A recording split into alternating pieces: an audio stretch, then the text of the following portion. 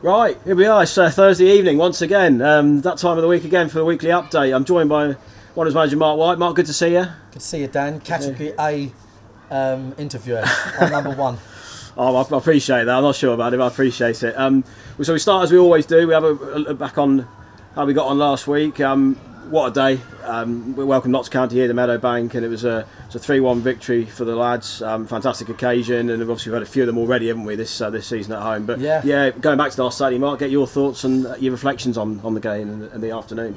Well, yeah, reflections were on last week. Actually, I said to the boys at Barnet, we can get 6 points this week, and we didn't look back, if that makes sense. Going into that Barnet game, we'd had the game called off on a Saturday for the unfortunate situation with the Queen, off the back of an unfortunate defeat to Wrexham, an even more unfortunate defeat to Bournemouth, and we did feel like in them games we were extremely unfortunate. But it's really hard to justify that when you see the scorelines, and obviously injuries galore, injuries everywhere as well. So in going into Barnet, just done what good teams do, really focused on how good the week could be. Spoke about getting our first clean sheet at Barnet, and we got that, and we got a 1-0 win at a team that's a really good side this year, had a great start. And then just talked about, it could be 6 points at home, difficult place to come. And I just thought that on the day, we defended brilliantly, but that's what they're there to do. Keepers had a great game. Dan Gallagher's kept their lad, a striker, really quiet in the game. Of course, when you plan these matches, we started off 3-5-2. We got a goal from Macca's really good press. The keeper, gave us the ball really. But listen, it was an organised press. That's why we were pressing that way for a reason. And then then we just decided really just to sort of like flatten the game out. I was just looking at where they are compared to us, playing sort of the same players every week, and I knew last Saturday we had a very mix and match side out. There was players out there that I knew weren't going to get through 90 minutes. Luke Moore been booked, and I just thought, you know what, we're just going to sort of flatten this game out. It made it a man-for-man game, just going to a back four. It made it full press, and then the possession second half was even, borderline 50-50 if you look at the stats. We defended brilliantly. They created more chances than us for sure. We defended well, and then Macca took his chances when they came. So we got. I did say before the game, we got this uncanny record of beating other people's unbeaten records. I'd like to have £1 for every time we've done it. But football's like that. When it's your day, it's your day, and when it's not your day, it's not your day. And anyone listening knows that. And it weren't Notts' day. Great team, well coached, great individuals. It weren't their day. How much of that was good defending, good keeping, good shape? I think we can give ourselves credit for that. And we sat in the game, but I think it was a game like Barnet. We've won in a little bit of adversity because we had players injured all over the shop. So 6 points, brilliant fans, Notts County. I thought really good fans. Really enjoyed themselves here, much like the Wrexham fans, and we really value that. Our fans were phenomenal. We sent them home similar to the playoffs, really. That real good feeling. So buzzing really, Dan, with 6 points in 2 games, and it gives us a bit more time to rebuild, really. Yeah, absolutely. Really good defensive response, as you alluded to there. The two Dans magnificent last Saturday, sort of the back of that 3-game run we had, where we obviously did concede a number of goals. To respond in that way against both Barnet and Notts County, fantastic. Very good, yeah. And Macca again, just a word for him. Second in the standings for the division Golden Boot on 8 so far. Obviously still very early days, but so good to see him. Well, he's an attacking midfielder. You know what I mean? Yeah. So, but he's one of those club stalwarts now, really club legends, and he's been here a long time. Don't even know how old he is, to be fair. He's been here that long, I couldn't tell you, but he's still running, so that's all that matters. Knows how we play, encourages everybody else. He took the armband, obviously, when Barry's been injured. He's having a great season. I mean, just so good for Mac. He was playing Step 5 football when he came here, and we do pride ourselves on really, trying to keep as much continuity as possible. Playing Step 5 football now, he's second top scorer in the National League. He's on the highlight show getting a hat-trick. I mean, just fantastic for him. His little boy's grown up literally watching him play on a Saturday with his other half. And even for just his family and that's why we do it. We're you know, that's as a club. Like someone said to me, I'm looking to sign players, and like I'm like, you know what?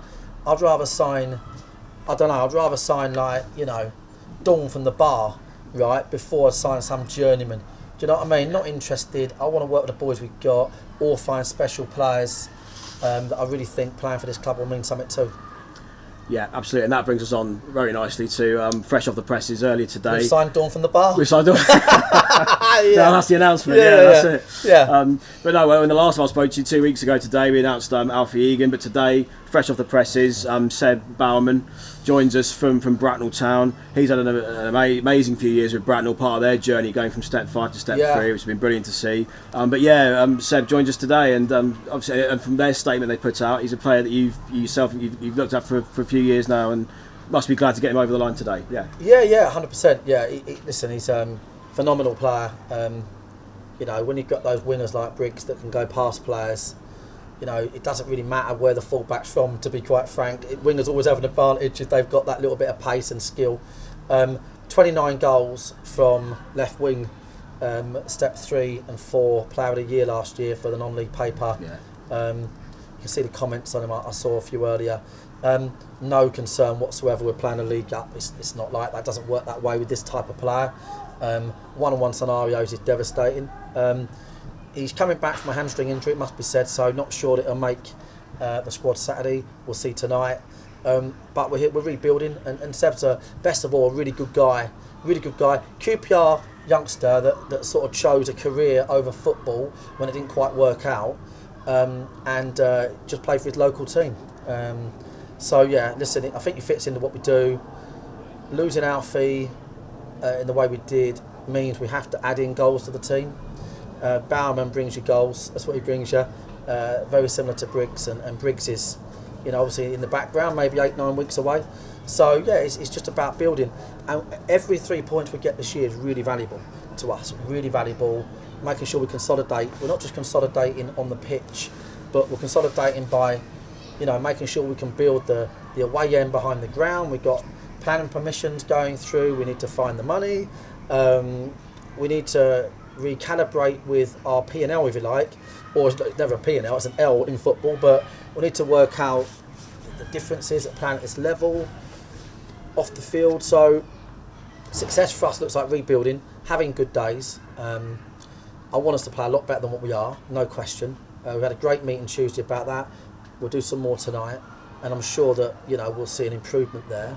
But yeah, listen, it's a confidence boost for everybody, and we're going to, you know, clubs with the sort of, you know, legacy of Scunthorpe under no pressure, and that's great, and that's what's really important, to enjoy these days in this league. Great stadium, having their own troubles, but yeah, so no, it's been a good week, to be fair.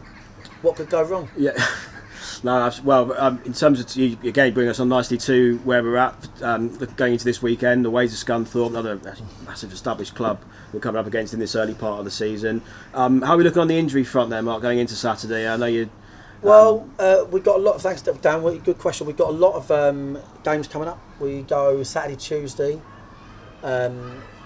So I think it's... yeah, got Dagenham and then Yeovil's at a home double, haven't we, the following week? That's right. Then we've got Altrincham, then we go FA Cup, then there's another Saturday, Tuesday. Yeah. So we're not rushing people back. Jimmy Mewett, he'll be training tonight, but we won't rush him back for Saturday. We're going to have boys this week playing in the B team, which is great, that need minutes. I think 3 or 4 are playing our B team, which is what it's there for, which is great. Brilliant, so that saved them the sort of 12-hour coach journeys. And yeah, apart from that, we're pretty much all right. Ed Harris still been advised to just stay off for one more week off the back of that really bad concussion. But yeah, you know, the boys that are out there, they've got a little bit more fitness in them now than what they did. Nicky Wheeler's come back, had a game now, done some minutes, and you know, Egan's now played a little bit of football. So we're not where we're going to be probably in 4 weeks. I'd like to think by the time we get around about the FA Cup, that mid-October, be really strong, really good. I mean, if I look at the squad now, Bowerman, Wheeler, Mewett, Briggs coming back at some point. You know, we've McManus then competes in midfield with Jeb, Egan, Taylor, Moore. It's really competitive, and I think once we get that situation, we'll be quite strong. So yeah, so it's looking all right, mate, and looking forward to Scunthorpe. Yeah, absolutely. And just a final word then. Yeah, Scunthorpe Saturday, and what you mentioned, we know that they're going through some like difficult times at the moment. Obviously, towards the bottom end of the division, but a lot of established names within their team. What sort of test and challenges are you expecting from them on Saturday? Yeah, I mean, it's like anything, you know, like you can't believe the press, isn't it? You know, people coming into in the last 2 weeks, if someone was playing us, they'd be thinking put the under 18s out, you know, and it doesn't work that way. They've had a good result last week. They got, I think, temporary man in charge. He's got a yard out of them. They're going to be training all week, going to be feeling good about that. They'll probably come on a bit for that. I think it'll be a really tough game, as all games are in this division. New venue for us, you know, 7:30 coach journey in the morning. Going to be a long day for us, but we are sightseeing, mate. We are just enjoying this division. You know, Scunthorpe were in that position where I know that you know, they're less than impressed with the ownership, and you know, hopefully the fans do things in the right way there, because I think the fans are at the heartbeat of every club, and the fans should always be listened to, and you can see the impact the likes of Oldham and Stockport a few years back and Chesterfield and all these clubs have had, you know, with this sort of the National League's been a good place for them. It's been a good place. Actually, it's given them a chance to get, you know, to change things around. So yeah, off the field I hope they sort it all out for the fans' sake. On the field, you know, they're going to prove a test like everybody else does in this division, and we'll be obviously going there confident. It'd be nice if we could get a win, and there'd be 3 wins in a week, or just over a week, and that's really good form going into 2 home games. Yeah, very much so. We've got good availability still for the coach for the travel, so it'd be fantastic to have some Wanderers fans on the road. But it's been amazing so far. We've had some great away days, haven't we? Yeah, so if anyone's going, can they just tweet to let us know who's going? And I'm going to aim to, if someone reminds me, I'm going to take some cash so they can all buy themselves a bit of food up there.